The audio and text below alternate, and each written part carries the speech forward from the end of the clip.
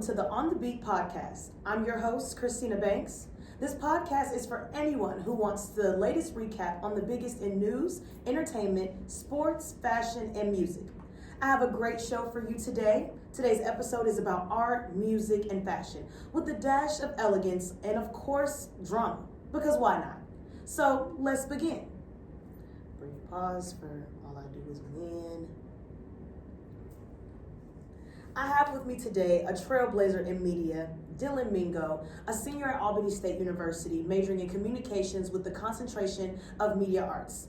Welcome to the podcast, Dylan. But before we hear from him, let's hear from a word from our sponsor, Fitbit. Track your steps, heart rate, sleep, and more, all in one simple device that helps you stay on top of your health every day. Fitbit, built for a healthier you. Thank you for having me, Christina. I'm glad to be here. In movie news, Michael, which was released on April 24th, is doing huge numbers at the box office. So there are critics who are panning the movie, but the film has made $97 million in the U.S. and Canada in its opening weekend, which set a record for a music biopic. And globally, it launched $217 million worldwide in its first weekend alone, putting it among the biggest film openings of 2026 overall. It has kept earning steadily and is one of the top grossing films this year so far. It tells us the story of the king of pop, Michael Jackson, from his childhood with the Jackson 5 through his rise to global superstardom in the 1980s and ends with the Bad Tour in 1988. Jafar Jackson, his real-life nephew, plays the king of pop, and the film has been widely described as a legacy-centered portrayal rather than a full, unfiltered biography. I will say that the makeup and visual look has been critiqued as less than accurate from the trailers and from a little bit of what I did see the film. And it has huge influences and collaborators in Michael's life who were noticeably absent, such as Diana Ross, Janet Jackson, and Marlon Jackson, just to name a few. So did anyone watch the movie? And if so, what do you think of it? I haven't watched it just yet. I did hear that, I'm just hearing a lot of mixed reviews. I'm hearing that Paris, his daughter, also did not want any dealings with the movie, and I feel like that's super deep. Janet was his closest sibling out of everyone. And I don't know if y'all know the history with the Jacksons, but him and Jermaine, Jermaine is known for getting up on his family. Like, Jermaine is known for airing out the business. Him and LaToya, they be airing out the business. They be, believing all the tabloids. They be playing into all of it. So I don't know, like, I want to see it, but I do want to see a good story told about him. I don't want to see something just thrown together. All right, what about you?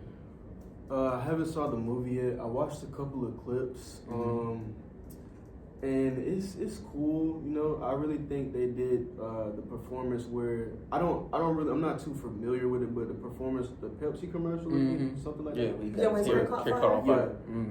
I've watched that one. I think they did that one really good, and just breaking down how that went and stuff like that. But the only thing I really know, and the only thing that really stuck out to me about the Michael film, just about the clips that I've watched, is the part where the abuse that he went through as a child, like in the first 30 minutes of the movie or whatever. But I guess they did a very good job on that because that is a very serious topic and people do need to see that. So right, and one of the things that they kind of critics kind of panned it as more for like a Michael versus Joe movie, where Joe was just so strict and beating Michael and beating kids, and also they did not focus on the brothers as much as, I know it's about him, but they didn't include all the brothers and focus really much on the camaraderie between them. And also,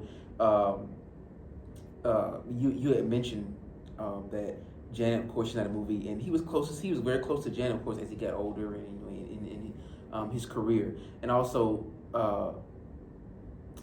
Jafar is Jermaine's son, so of course, because half of the family, there was some conflict over the movie. Half the family liked it, half of them had critiques with the estate in the movie and the handling of it and what they included and what they didn't. So I just feel like because Michael's not here to really give an accurate depiction of his life, and also there are family members like Tito who passed away in 2024, and everyone's just not here to really, make sure that it's an accurate depiction. I feel like their whole life is a secret. I mean, when you have a mom, like, anytime this woman is asked why she left Joe, she has nothing to say. Yeah. But why did you leave your husband? And she actually did not divorce him. LaToya is all over the media, slandering her family every chance she gets. No lie. And it's just a lot. Like, it's a lot of people's hands in the pot that, like you said, can't give us an accurate depiction of his story. And, are like kind of in a way like underlining things that highlight them or, the story they wanted to tell.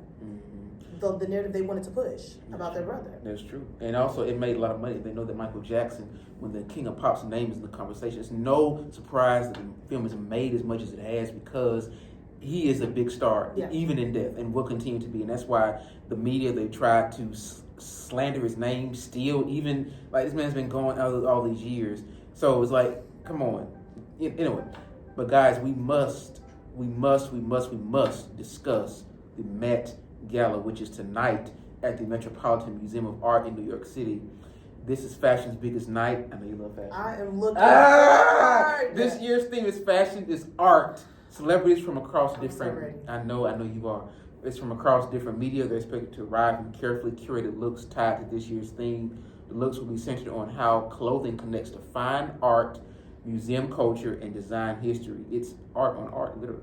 The gala serves as a major fundraiser for the Costume Institute and also sets the tone for fashion and pop culture for the rest of the year. So the question is the Met Gala even influential or important anymore? Does anyone really care? So yes, we do care. We care. Okay. We care. The ones that get it, the ones that don't just don't. I'm ready. I need to see Tiana Taylor. I need to see her first, actually. Yeah. I want to see her before everybody. Yeah. I don't even care who else shows up. Yeah. I need to see Tiana Taylor. Mm-hmm. I know she's going to shut the show down. Mm-hmm. I'm ready. I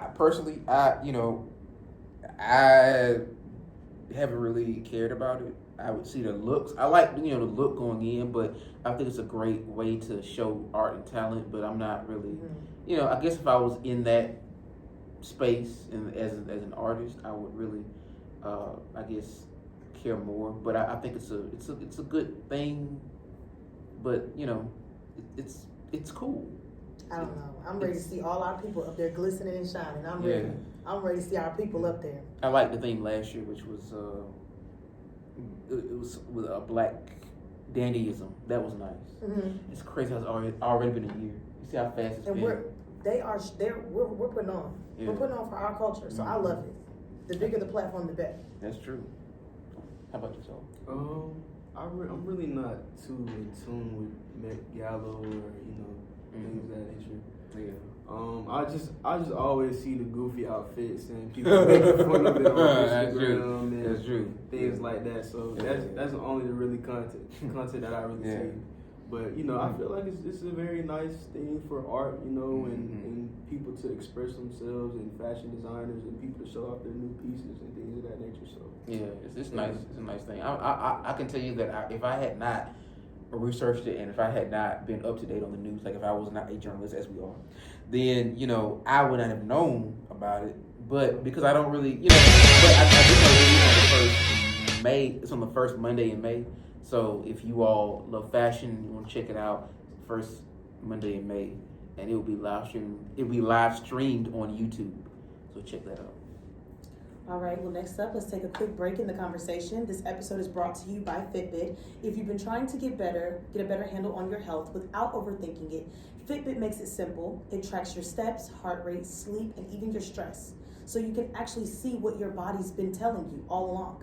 Whether you're trying to stay more active during the week or just want to clean up your sleep routine, it's like having a little coach on your wrist without the pressure. And the best part, it doesn't just collect data. It helps you understand it in a way that actually makes sense in your everyday life. All right, well, let's get back to the show. Let's get back to it. All right, everyone. My name is Solomon Battle, and I'm a mass communications major here at Albany State University. And today we're switching over to TV and streaming. And one of the biggest shows out right now is Invincible, created by Robert Kirkman.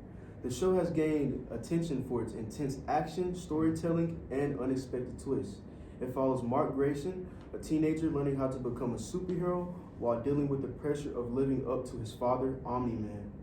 What makes Invincible stand out is how it mixes superhero action with real emotional struggles like family, trust, and responsibility. Fans love how unpredictable this story is and how it keeps raising the stakes for each season. A lot of people compare it to The Boys, but some say Invincible has a stronger character development and better storytelling. The question is, do you think Invincible is one of the best superhero shows out right now? Yes. Oh my God, I'm obsessed. I've been watching it for a while. I know I don't seem like the type, but I'm actually obsessed with it. Yeah. But I will say, me personally, I like The Boys. I love The Boys. The Boys is enthralling. It has me on the edge of my seat. I have to keep watching more. It's like a guilty pleasure. Like, why do I like this show? It's kind of gory, but I love it actually. Yeah. But no, Invincible is good. I just don't like. I feel like I couldn't get into season 4 this year because like I was on season 3 so bad. I watched it soon. Every episode dropped, I'm on it. But season 4, it started off so sad and so like Mark is so defeated in a way. Yeah. Do you feel that way? I just felt like that he was so defeated, and like it kind of made me not want to watch it. Like, dang, this is a buzzkill. Like, where's the Andy? I thought he was supposed to be invincible. Why is his leg missing? Exactly. His shoulders missing. He's like dead. Basically, his girl almost got took out the game. You know, she kind of don't got no powers. Y'all was supposed to be invincible. This is everything but invincible. Yeah. You've actually been getting done up ever since the show started. That's true. You keep losing battle after battle. And then why is the show called Invincible? Exactly, and that's my gripe with it. When I watch this show, he kept destroying. He kept destroying things. He kept destroying lives. He also would never be held accountable. He'd be like a crybaby. Be like, oh my God. He's a crybaby. I'm like, dude, can you shut up and just do your job protecting people? And then my thing is, in the beginning, he had to protect his half brother, who was stronger than him, basically. Yeah, and then his father, because his father was in prison, he was like, he just left, and he finally came. I'm like, well, first of all, anyway, it really was a gripe watching each episode of season 1 and season 2. Oh yeah, and why season does he 3 keep losing? too. That's what I'm saying. I'm like, why do you keep like? Why does his powers not work all of a sudden? But yeah. honestly, like I feel like, you know, maybe they want to play the long game with the show. You know, you see how like shonen animes, the character starts off like weak and he's not beating everybody, but it's like character development over time. So maybe they're going for that approach. You know, maybe maybe it's like a slow burn into him actually becoming. This has been the slowest of burns. He's been like, because I don't know. Go watch the show though, y'all. Seriously. Yeah. Like, I also feel like Invincible is. I'm gonna get into the season 4. I am. I feel like he's a narcissist too. Just a tad. Yeah, he's really narcissish. Yeah. Alrighty, y'all. Well, next up, we have a group of 15 historically black colleges and universities have formed a new coalition called the Association of HBCU Research Institutions. The goal is to help more HBCUs achieve R1 status, the highest level of research classification in the U.S. right now. Howard University is the only HBCU with that designation, but this partnership aims to change that by increasing research funding, collaboration, and national recognition. The initiative is already receiving major support, including over $1 million from Harvard, and includes schools like Prairie View A&M, Texas Southern University. We need ASU on that list. Now, leaders say this effort is a major step toward closing long-standing funding gaps and positioning HBCUs as leaders in innovation. In other news, former NBA star John Wall has been named president of basketball operations at Howard University, bringing professional experience back to the HBCU program. That's our update. I'm Christina Banks. I want to thank the listeners and definitely tune in for our next episode of On the Beat. Our production goes to Dylan and Sullivan and myself. And listen to our ratings, review and subscribe, visit our website, and etc. And thank you so much. This has been On the Beat. I'm your host, Christina Banks. I'm Dylan. And I'm Solomon. And we'll see you next time. See you then. We're out. Peace.